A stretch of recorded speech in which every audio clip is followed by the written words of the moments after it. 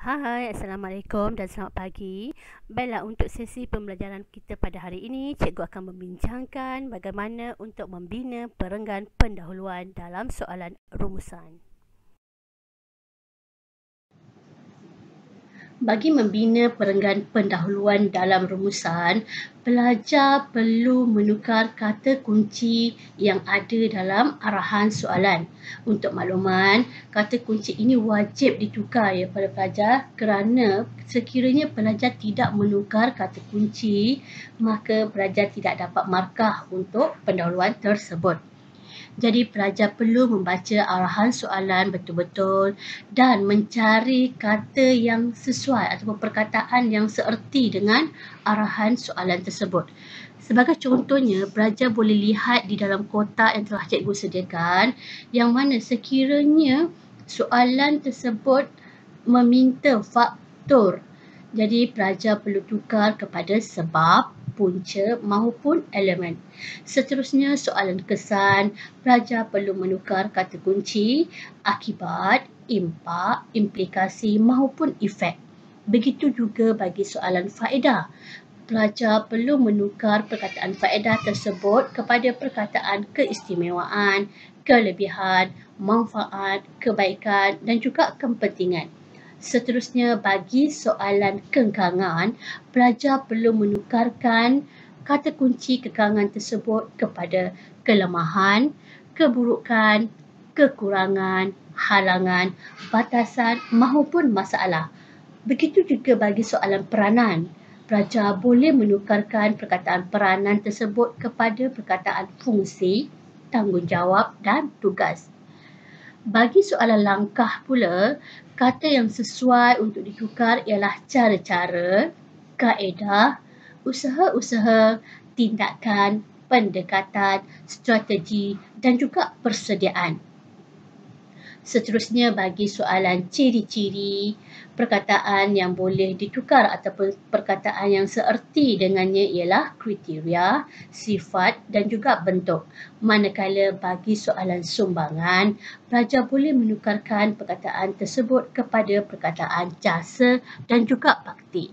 Jadi berdasarkan kotak ataupun jadual yang telah disediakan ini, pelajar perlu hafal dan ingat perkataan-perkataan yang seerti dengan kata kunci yang telah diberi dalam arahan soalan. Apa yang patut pelajar buat setelah mendapat soalan? Baiklah, langkah pertama yang perlu pelajar buat ialah baca arahan soalan. Di sini cikgu telah sediakan satu contoh soalan rumusan ya. Baiklah, baca petikan di bawah dengan teliti. Kemudian buat satu rumusan tentang faktor-faktor yang menyebabkan dadah menjadi musuh utama manusia dan langkah-langkah membanterasnya.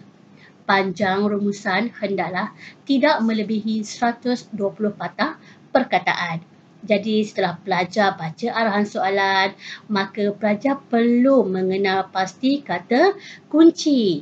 Jadi kata kunci untuk isi tersurat dalam soalan ini ialah faktor-faktor yang menyebabkan dadah menjadi musuh utama manusia. Jadi soalan untuk isi tersurat ini yang perlu pelajar tukar dalam pendahuluan. Jadi gantikan perkataan faktor-faktor dengan perkataan lain yang seerti dengan perkataan tersebut, iaitu punca-punca ataupun sebab. Di sini pelajar boleh rujuk jadual yang telah kita bincangkan tadi ya.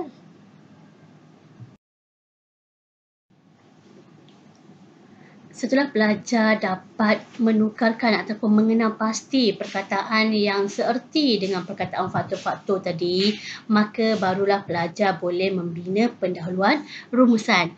Di sini cikgu sediakan contoh pendahuluan rumusan, iaitu rumusan membincangkan punca-punca yang menyebabkan dadah menjadi musuh utama manusia dan langkah-langkah membanterasnya.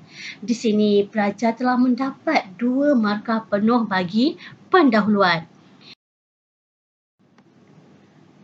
Baiklah, bagi mengukuhkan lagi pemahaman pelajar, mari kita sama-sama membuat latihan untuk membina pendahuluan rumusan ini. Ingat langkah yang kita telah bincang tadi? Yang pertama, baca arahan soalan. Arahan soalan ialah baca petikan di bawah dengan teliti, kemudian buat satu rumusan tentang kesan kelemahan institusi keluarga dan langkah-langkah mengatasinya. Panjang rumusan hendaklah tidak melebihi 120 patah perkataan. Langkah kedua ialah kita perlu mengenal pasti kata kunci untuk ditukarkan dengan perkataan yang sama erti. Jadi kata kunci di sini ialah kesan. Jadi apakah perkataan yang sama erti dengan kesan? Ingat balik. Baiklah, jawapan bagi kesan ini kita boleh tukarkan ataupun gantikan dengan impak ataupun implikasi ataupun efek. Jadi jawapan yang telah disediakan ialah rumusan membincangkan impak kelemahan institusi keluarga dan langkah-langkah mengatasinya. Dengan jawapan ini, maka pelajar telah mendapat 2 markah untuk pendahuluan. Baiklah para pelajar, cikgu harap dengan penerangan yang sedikit ini mampu membantu pelajar untuk membina perenggan pendahuluan rumusan dengan baik. Jadi kita berjumpa lagi pada sesi pembelajaran yang akan datang. Assalamualaikum.